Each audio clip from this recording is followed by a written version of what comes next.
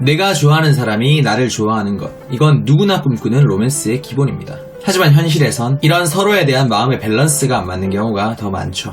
나는 그 사람을 좋아하고 그 사람도 나를 좋아하길 간절히 바라지만 그 사람은 아닌 경우가 많습니다. 이런 상황을 해결하기 위해 다른 연애 관련 글이나 영상에선 대부분 이렇게 얘기해요. 내 진심을 보여줘라. 그 사람한테 잘해주세요. 그럼 알아줄 거예요. 하지만 이 말 듣고 그대로 해보신 분은 아실 거예요. 아무리 열심히 진심을 보여주고 잘해줘봤자 결국 이루어지지 않는 경우가 태반입니다. 이번 영상은 내가 좋아하는 그 사람과 가까워지고 그 사람이 나와 사귀고 싶게끔 고백을 하고 싶을 만큼 마음을 흔드는 3단계 플랜을 알려드리겠습니다.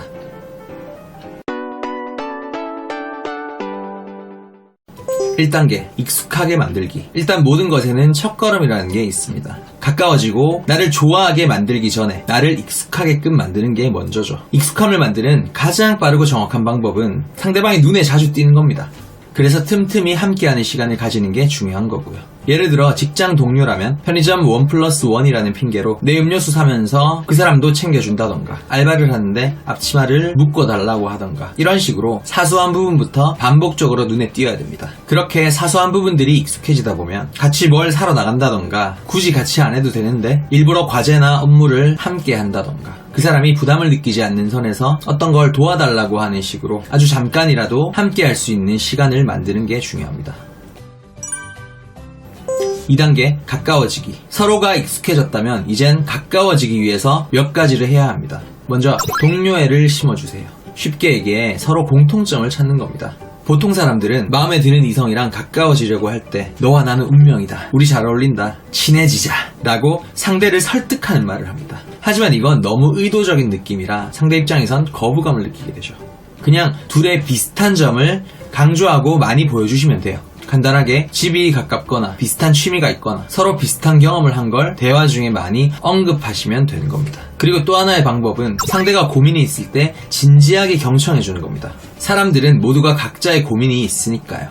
하지만 그걸 허심탄회하게 털어놓을 사람은 많지 않기 때문에 그걸 들어주는 게 가까워지는 가장 빠른 길이 되기도 합니다. 그 고민이 어떤 거든 진지하게 들어주셔야 돼요. 보통 사람들은 내가 좋아하는 사람이 다른 사람에 대해 이야기하는 걸 아주 싫어해요. 질투가 나고 그 사람이랑 잘 되면 어떡하지 하는 걱정 때문이죠. 하지만 여러분이 그 사람의 다른 여자, 다른 남자의 고민을 들어준다고 해서 더 잘 풀리고, 안 들어준다고 그 둘이 안 풀리는 게 아니에요. 그렇기 때문에 차라리 보통 사람들이 듣기 싫어하는 내용까지 진지하게 경청을 해줘서 여러분이 그 사람에게 더 특별한 존재가 되는 게 더 낫습니다. 그리고 가까워지는 제일 좋은 방법, 둘만의 무언가를 만드는 겁니다. 둘만의 호칭을 만들고 둘만이 아는 농담, 둘만 아는 경험을 만드는 건 너무 흔한 방법이라 당연히 그것도 사용하시면 되고요. 팁을 하나 드리자면 사실은 내가 예전에 어쩌고 저쩌고 하는 비밀 이야기를 나누는 것도 좋습니다. 비밀 얘기를 공유할 때는 내 비밀부터 먼저 이야기하는 게 정석입니다. 대신 다른 사람한테 새어나가더라도 치명적이지 않은 거야 되겠죠? 그걸 굉장한 비밀인 척하면서 먼저 이야기해주면 됩니다.